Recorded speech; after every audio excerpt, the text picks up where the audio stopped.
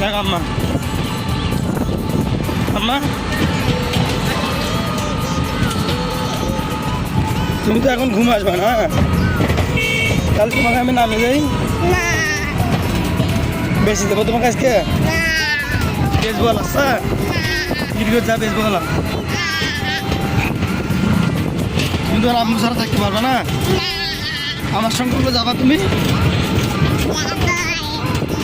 ঢাকা যাবা আমার সঙ্গে, তোমার আম্মু পারছে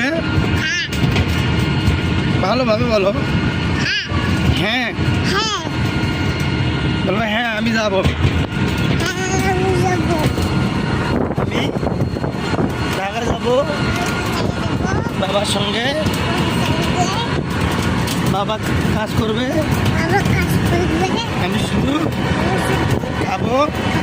আর লেখাপড়া করবো।